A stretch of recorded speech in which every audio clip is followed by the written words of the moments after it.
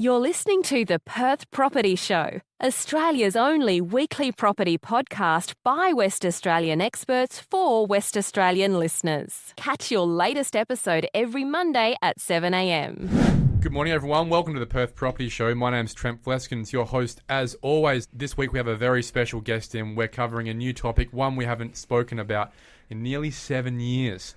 Lifestyle villages. And we have the man in Western Australia who's done it all before, is doing it again with Providence Lifestyle Group. It is John Wood, their MD. John, thanks so much for coming in, mate. This is a special episode because I think it's one most people at a novel level will find mildly interesting, at least, and I think very interesting. But at a practical level, I think there'll be a lot of listeners here going, this could actually be an opportunity for me one day or now for my lifestyle. Nice to meet you, Trent. I want to start this conversation like we often do with a quick few minutes about how we got to this point where you're sitting in this chair today getting asked about what you do. Where did it all start in the most humble of beginnings, and how did you get to here? Try and give you 25 years in 2.5 minutes. Please. My dad founded Fleetwood Caravans in '64 in Maddington. My first house, my parents lived in the caravan and I lived in the annex with my brother and sister. So I grew up in the caravan industry under the Fleetwood brand. People would remember this brand. They may still have some around, right? Yeah, my dad used to do his own commercials, but his name was John Wood as well, and so I didn't really want to follow in his footsteps. I wanted to try and do my own thing. I failed pretty miserably, and he eventually convinced me to join the business when he showed me these photo albums of a bunch of what they call manufactured home communities in the US and Europe, which were some really daggy trailer trash, which is the opening scene of an American movie where someone gets shot, to some really luxurious manufactured home communities. Would this look like the caravan park at Home and Away? Yes, I haven't seen Home and Away for a long time, but I presume so. Basically, through the 90s, caravan parks were not visited by Australians very much. They could travel overseas very cheaply, go to Bali. So the caravan industry and caravan park industry, the tourism industry, really struggled. And the only way park operators could survive is by renting their caravan park tourist sites permanently to people that would live in a caravan. And so what my dad said is, we can make these caravans into nicer homes. Back then it was still pretty basic, but I looked out over in the eastern states to see what people were doing and started to design some caravan park homes, but using normal building quality materials rather than a sandwich panel annex. What would be some examples we see in WA at the moment around the metro area? Oh, so if you go to, say, Caversham Caravan Park out in the Swan Valley, you know, it's a beautiful tourist park, but there will be probably 30% of that caravan park that has permanent residents that live there permanently. That's a big four one, isn't Yep, it? it's a big four. Lakelands. And so I convinced a whole lot of people in Perth that own caravan parks, just dedicate a quarter of your caravan park and we'll call that part a premier leisure village. Because people didn't want to live in a caravan park, they would live in a premier leisure village. And so we developed this little brand.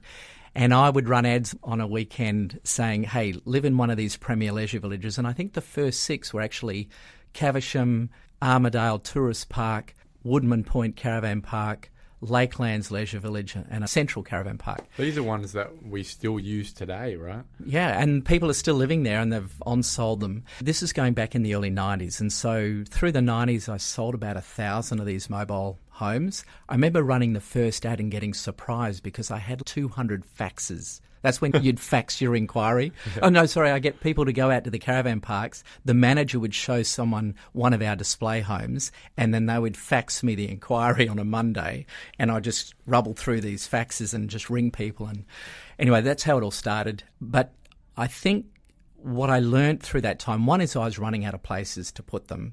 2, the tourism industry was resurging, and so it was more valuable for a caravan park owner to rent out his site overnight because you get a lot more money than permanently in a week. This sounds like the relationship between long stay rentals, private rentals, and Airbnb. Exactly. But the more important thing is I really struggled selling a home to Mr. and Mrs. Jones or Mrs. Jones only, and then she would have a relationship with the person that owned the park.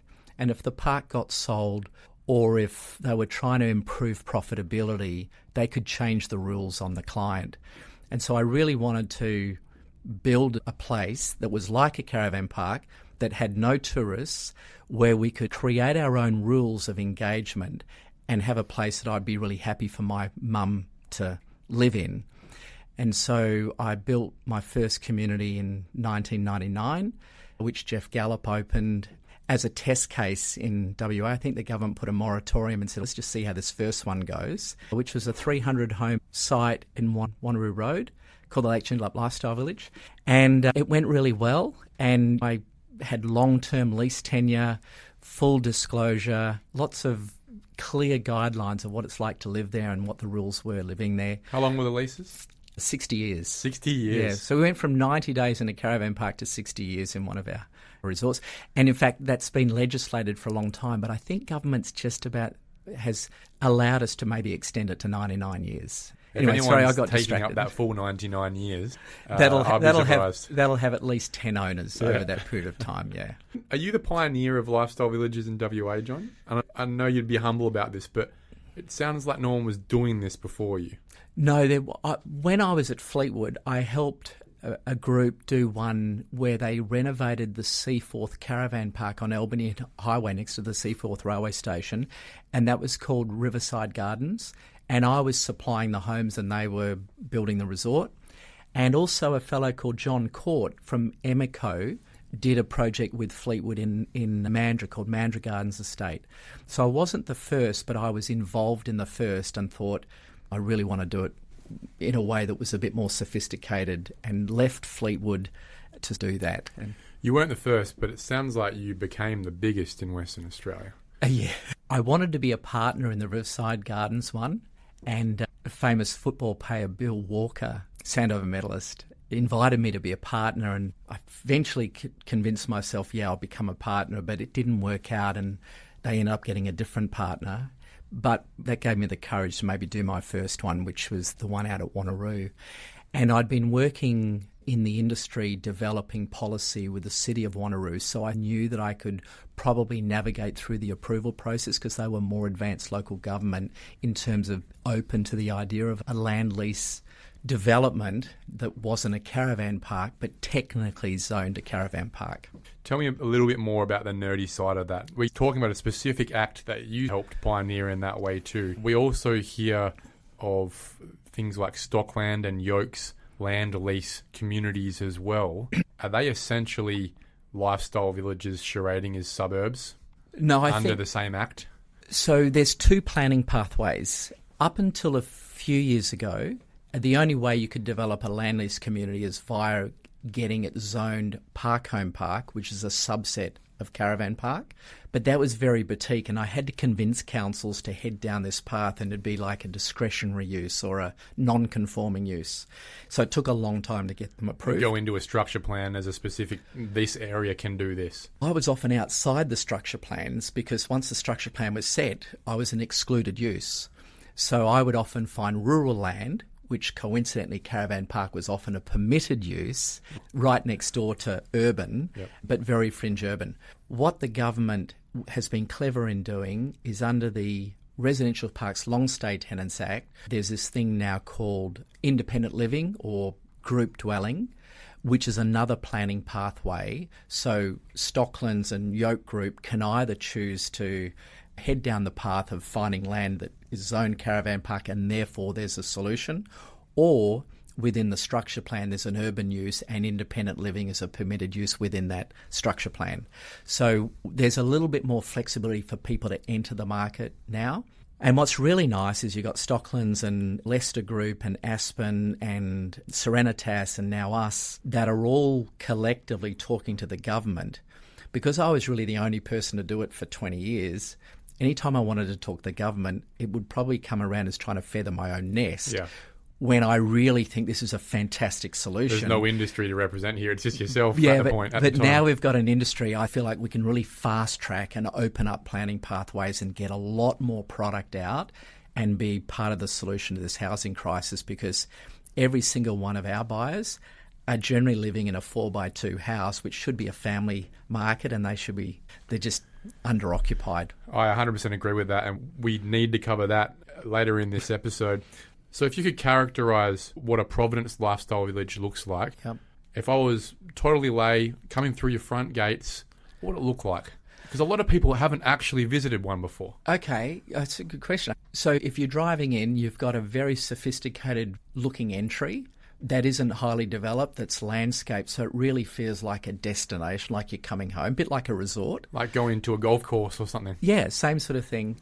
Immaculately landscaped homes, because there's a consistent theme and policy throughout the resort, and pocket parks and some central facilities that are the hero of the place, which is really a lot of the homeowners' extension of their backyard, where they get to meet and bump into people. The club room. The club rooms, yeah, the clubhouse, or country club as we sometimes call it. What sort of things are in these country clubs? What is the society demanding these days? For example, our one at Piara Waters, which is the first Providence in WA, it's very similar to what I did before, but it's like a souped up version. It's got indoor pool, outdoor pool, gymnasium, sauna, spa, cinema, music room, dance floor, clubhouse, cafe, craft room, like just lots and lots of things.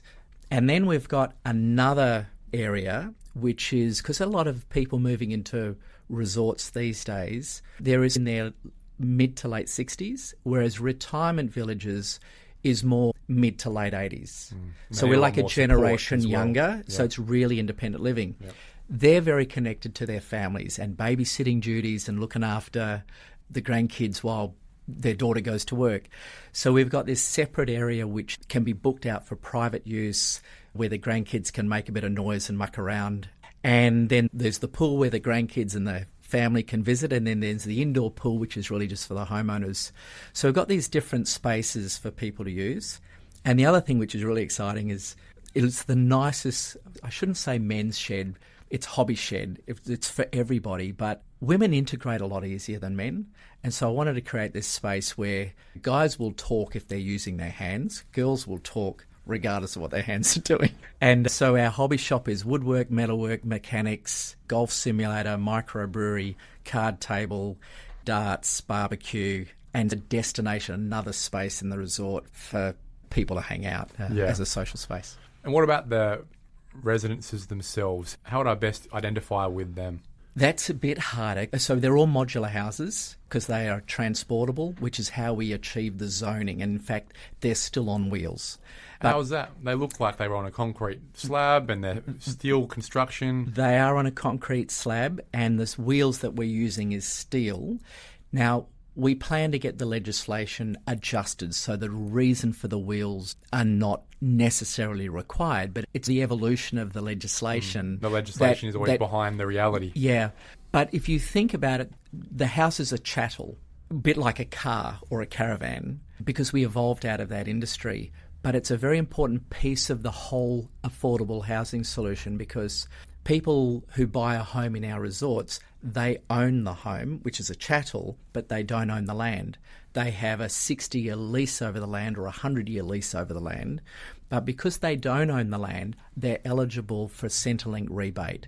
So they might spend $260 a week to live in the resort, which covers their rates, taxes, lawn mowing, rubbish removal, security, pools, everything. But they get about a $90 rebate under Centrelink, so their real cost of living in the resort's about $160 or $150, which is really affordable living because you're actually upgrading your lifestyle, having safety and security, and you're saving money on so many other things because they can have a drink on a Friday night, wander back, not get an Uber, feel safe, and they've got gates that are locked behind them. And the community side of things as well. You said that they own the building, own the house, and it's on wheels. Oh, Could I hitch it up to my Triton and nick off? No, each half is about 20 tonne, but what we do is we sink the house in the ground, so it's ground level, it looks contemporary, and then we add about $100,000 worth of patios, carports, solar, batteries, paving, aggregate concrete, decking. So it looks more like a contemporary home, but the method of delivery is via modular. And we've got 17 different home designs. So you can have a 110 square metre 3x2 or a small 50 square metre one-bedroom apartment. So there are nominal wheels on these things, but they're not moving it anywhere, essentially. Yeah. The main thing is that it is capable of being pulled on its own by a drawbar and it doesn't disintegrate.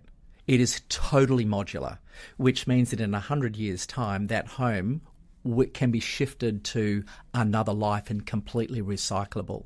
Most construction methodologies, even if they're called modular, you have to disintegrate them to shift them. Oh, yeah. These are really houses that are truly modular. And the notion of being on wheels means that it has to support its own structure to be moved.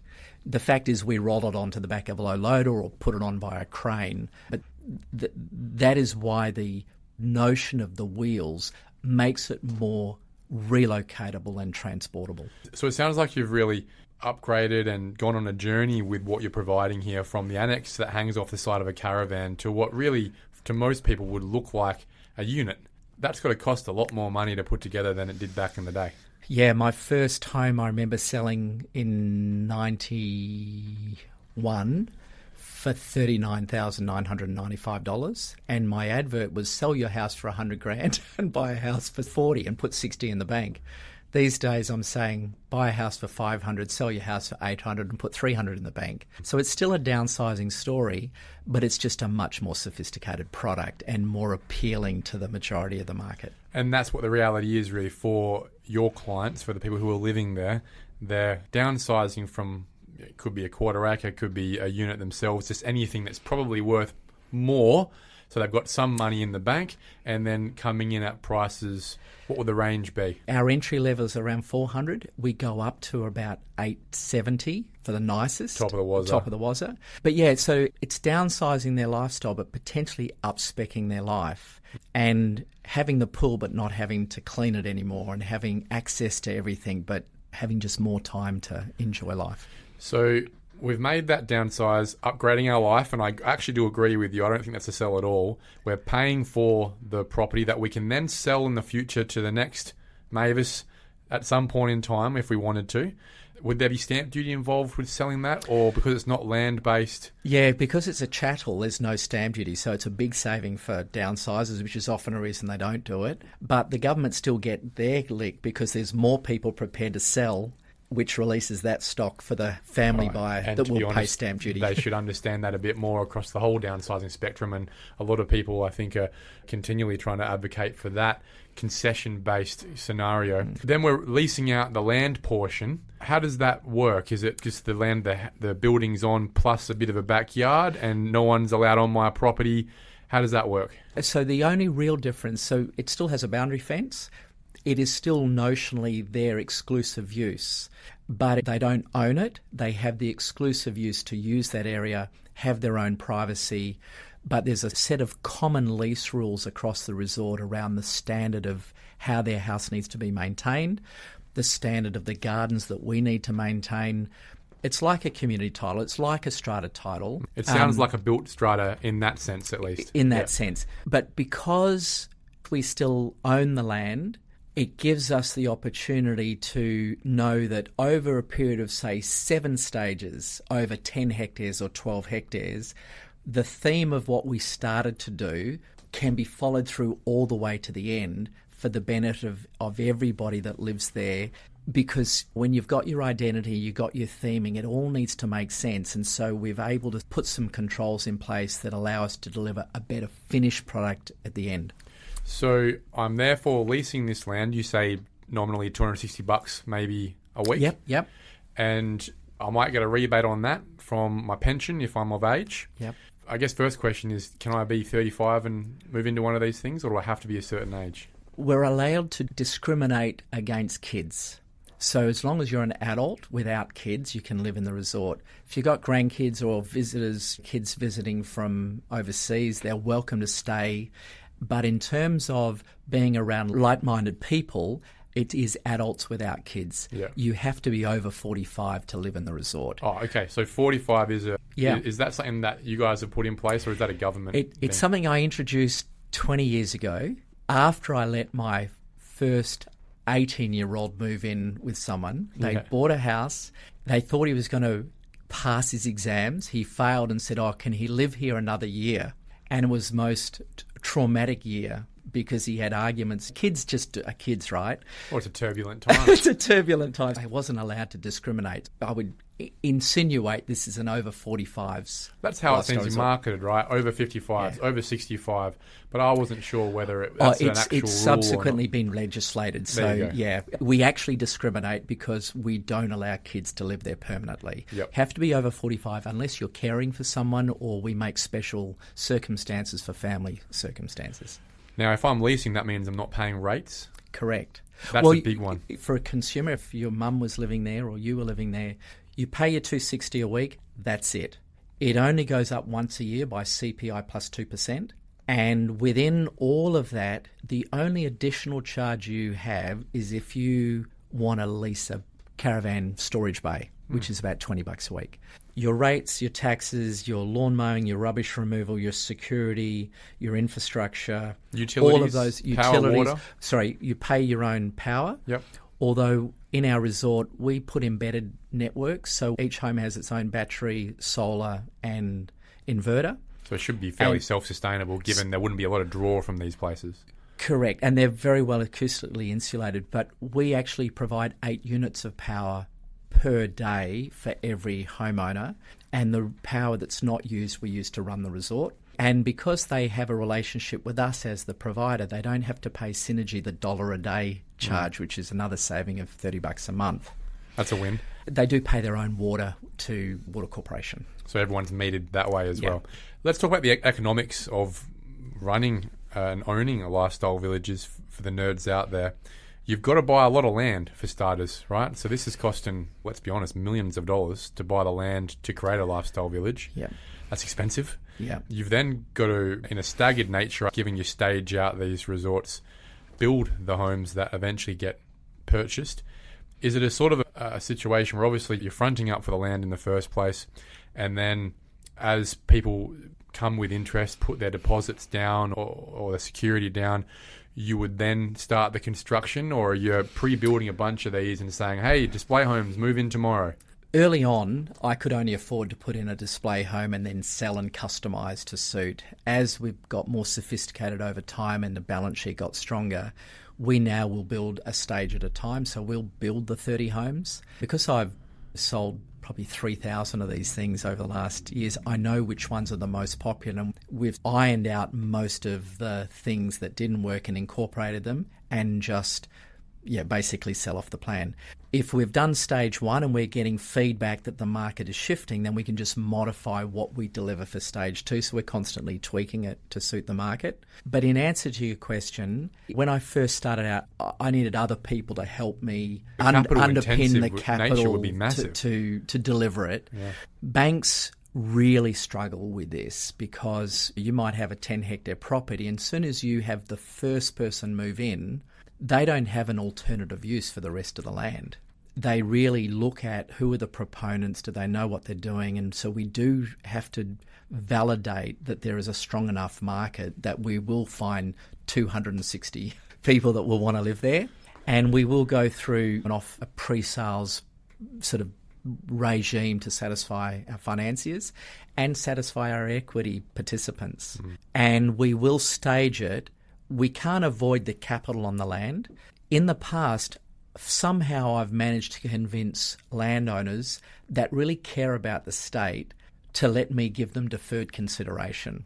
So I will often pay more than the land's worth and share some of that, but then they have to trust me that I'm going to deliver what I'm doing. These days, people are less inclined to do that. Especially in this market. We have to settle the land. I tend to delay that as long as possible, so I've got my approvals in place, and hopefully after I've gone through the approval process, I've created some equity for the business, which helps us get the senior debt finance and lowers the amount of equity I might need to contribute to make it a fully funded project. I can imagine these days where you've got the clubhouse, you've got the front gate and the landscaping, everything in between, there'd be some serious money put down at the start, just like a Satterley estate, for example, putting their parks and all that in first, before you've actually even received $1 from your first client, your first resident coming in, because you want to sell the dream. Yeah.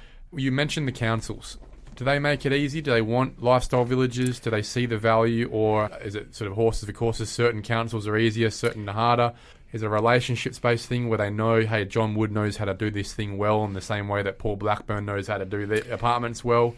What's the landscape right now for what is obviously a discretionary or non-standard use of land where the councils are probably originally thinking, well, that would have been 120 houses? I don't really know how to answer that. It does help that I've built the most number of communities in WA, and there's 5,000 people that would have lived in one of the communities that I built.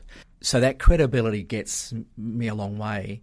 But the councils are changing so much, and I think the risk appetite for people making decisions is gradually reduced over time, because I think people generally try and protect their behind rather than step out of a limb. And that's everywhere in council, across all developments. So, there's that. A lot of the projects that I've got approved have been bespoke, so I've had to find which are the bits of land that I think I might be able to navigate through, and do I have a CEO and a council that's forward-thinking and really wants this to be an asset in their community. And if I can convince them it's going to be an asset, then they'll make it happen. And not a ghetto, because people are, when I say it's a caravan park, people just assume ghetto, but it's just an avenue, a path for... It's a planning pathway, lifestyle village. Yeah. And that sort of speaks to me a number of times in this conversation where we probably need some legislative updates here to reflect the reality of where a lot of people in life are going to end up one day. And this is why I wanted to get you on as part of that solution of the housing crisis that you referenced earlier, is it's not always going to be apartments that Paul Blackburn can provide to people in Florida or City Beach or Subiaco or Peppy Grove. That's not always going to be the solution, to be honest. And it's probably not going to be the solution for a lot of people, most people. I think the solution for the average Joe is probably more likely your product. And the reality is it's a lot of people these days. We're an aging population, a lot of people that are over 55, a lot more than are under 20, I believe. They're living longer. They're needing somewhere to live. There certainly doesn't seem to be a financially feasible market in the retirement village space. Nothing's being built by your Aegis and your Brightwaters and all that these days, given construction costs. Yep. And people, I think, don't want to live in the smelly old retirement village either. That smells a bit like death and piss, let's be honest. And so they look at your option and go, this is what I hoped my seniority would look like. But there's only one or two or three or four of you. It is a bit of a square. Tens, hundreds of thousands of people that are getting old. Because I came out of the caravan park industry, I was always on the committee for the Caravan Parks Association and a subset of that. I was the president for a while, and we did get the caravan park legislation changed so you could live in a caravan park for more than 90 days. That was in 1995. The Labor government, to their credit, have been more proactive. They helped get that act through, and then they also helped get through the Residential Parks Long Stay Tenants Act. But that was in 2006. The legislation that I'm currently still building to is nearly 30 years old. It doesn't seem appropriate either. This feels like you've Frankenstein something you had influence on a long time ago. But you're not building caravan parks. You're building what looks more like a totally different legislation and outcome and expectation from the community. Yeah. So at the moment, Stocklands, myself, Serenitas, the industry that are now playing in WA, because they've all come from the East Coast over to here, and there's also people that have been involved in my business that have gone out on their own and they really like this model. We've pulled together a white paper which is just about finished, which is being distributed and communicated to government via UDIA. I'm very hopeful that we get to sit down with Kerry. We've got 5 ministers that are in touch ours. We've got local government, Beasley. We've got planning, Rita. We've got Kerry with housing.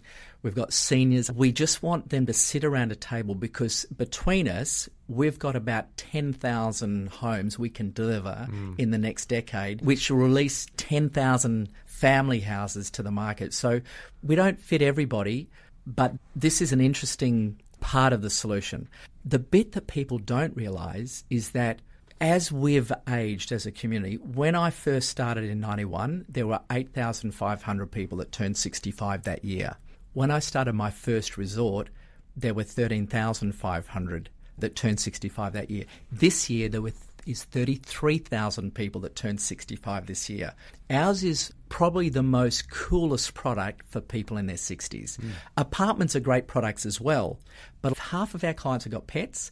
Half of them don't want common walls. Half of them never lived in a city either. And half of them want to lock and leave and travel and just have a sort of a secure environment. So we are definitely a cool option for people whose kids have left home and they don't want to maintain the house and gardens. They just want to have a better life. And it's also an option, I think, if I can be very frank, for those who don't have the $1.5 to $3 million to go and buy an apartment. 100%. This is a much more economical way to live a simpler, lower cost, less frills in a way, life financially, without reducing the lifestyle aspect of it. It's a big ask with these high-end apartments going through Applecross and the western suburbs to come up with money that, to be frank, most parents, their home is worth less than $1 million.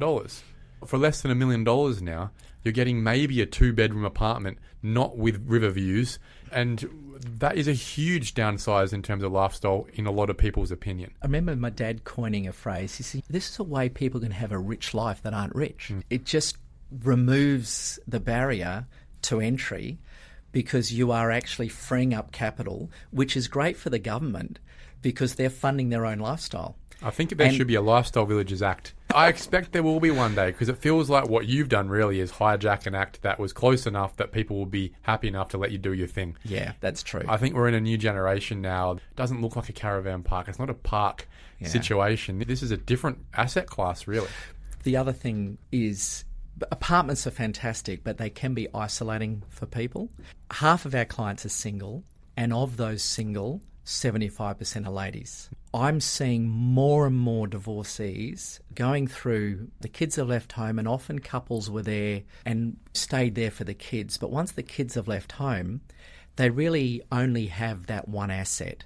And if they've got to go their separate ways and not remortgage or not go back into the workforce, this is a way of being able to buy 2 houses from the sale of 1 house for singles, which is, I don't know how else they can do it unless they go out to the boondocks, but also then get the connectivity and the brain stimulation and the pool and the gym and the sauna. So, yeah, I'm a bit biased, Trent. You've got lifestyle resorts at the moment. You said Piara Waters. I know you have one in Henley Brook down the road from one of our developments. Where else are you, and where else do you think you will be over the next 5 to 10 years? So at the moment, we've got 4 projects approved. The Henley Brook, we've had the first 1 and 2 stages with about 30 homes occupied. Our project in Mandurah on the corner of Riverside Drive and Pinjarra Road, the first homes will be occupied in December. We're hoping to get development approval in Wattle Grove, a really cool development in Wattle Grove. And we're partnering with another colleague that's building a retirement village next door. So we'll have intergenerational option for people, which is pretty cool. And I've got one in Vass that we're starting. We've got an expansion to one at Mandurah. We've got another one in Wanneroo. And we've got one a bit further north in the coastal corridor, which we'll announce in a couple of weeks' time when we submit the DA. So there's about 8 projects we're doing, which will be about 2,000 homes altogether. It's great to understand that number, but also the diversity of location, because what we also know is that people don't like moving more than about 5 k's from where they currently live, because that's where the community is. Yeah, for a retirement village, typically people won't move from within 5 to 10 kilometre radius. Our clients are more independent and they're still driving, so they're a little bit more open to shifting 20 kilometres away. A lot of our clients moving closer to their kids that have been in a growth corridor. So a lot of our projects are on the fringe of growth corridors because half of our clients want to be close to their kids family. Are where they can afford as well. That's right, yeah. John, I really appreciate the chat today, mate. I think we're going to be seeing a lot more of you and people in your space in the future making more of an impact on our housing crisis. I think a lot of people will be listening to this today thinking, wow, I never thought about that, but that does sound really important to our future as a state. So thanks for being a pioneer. Thanks for sharing your info today, and hopefully we can have you in again to tell us about how well you're doing with those key players in government in moving the dial a bit. Thanks a lot, Trent. Thank you for listening to another episode of the Perth Property Show. If you've only just joined the conversation, you can catch up by heading over to our website, perthpropertyshow.com.au, subscribing to the podcast, or joining our Facebook page. Don't forget to tune in next Monday at 7 a.m. for more expert insights, local analysis, and suburb spotlights. Happy hunting!